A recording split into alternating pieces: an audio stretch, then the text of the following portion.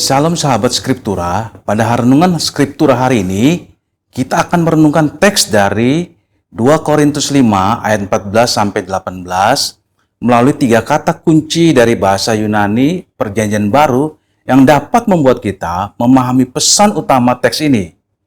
Dalam bagian ini, Paulus menjelaskan tentang kasih Kristus yang menggerakkan kehidupan orang percaya. Perubahan hidup yang terjadi melalui karya Yesus Kristus dan panggilan untuk hidup sebagai ciptaan yang baru. Kata kunci yang pertama adalah agape, yang berarti kasih. Dalam ayat 14 dikatakan bahwa kasih Kristus menguasai atau menggerakkan Paulus. Kata agape menunjukkan kasih yang bukan hanya sekedar perasaan, tetapi kasih yang dinyatakan melalui tindakan. Dalam konteks 2 Korintus 5, kasih Kristus terlibat melalui kematian Tuhan Yesus Kristus bagi semua orang. Kasih tersebut menjadi dasar perubahan cara hidup Paulus. Sehingga pusat dari pelayanan dan kehidupan Paulus bukanlah dirinya sendiri, melainkan kasih Kristus yang telah dinyatakan melalui yang dahulu dinyatakan kepadanya. Kata kunci yang kedua yaitu kainektisis, yang berarti ciptaan baru. Dalam ayat 17, Paulus berkata bahwa siapa yang ada dalam Kristus, ia adalah ciptaan yang baru. Kata kaine memiliki makna baru, dalam arti memiliki kualitas yang berbeda, sedangkan kata tisis berkaitan dengan ciptaan baru atau hasil karya penciptaan. Melalui kata ini, Paulus menjelaskan bahwa hubungan dengan Tuhan Yesus membawa perubahan yang mendasar.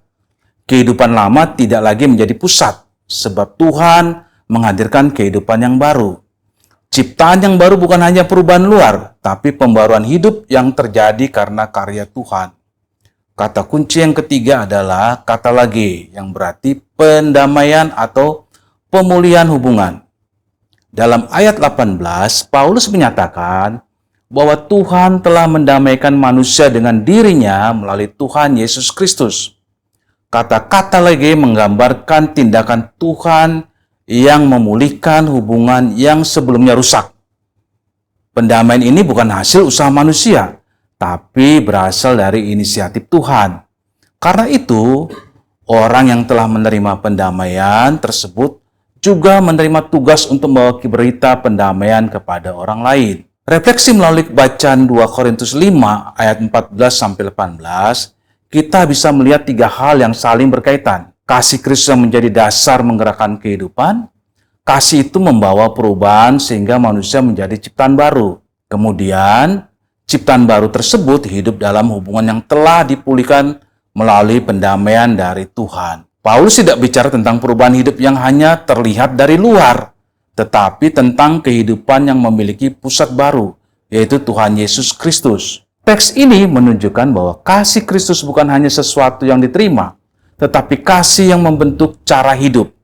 Karena telah menerima pendamaian dari Tuhan, orang percaya dipanggil untuk menjalani kehidupan yang mencerminkan karya pendamaian tersebut. Dengan demikian, pada bacaan 2 Korintus 5 ayat 14-18 mengingatkan kita bahwa kehidupan baru berasal dari karya Tuhan.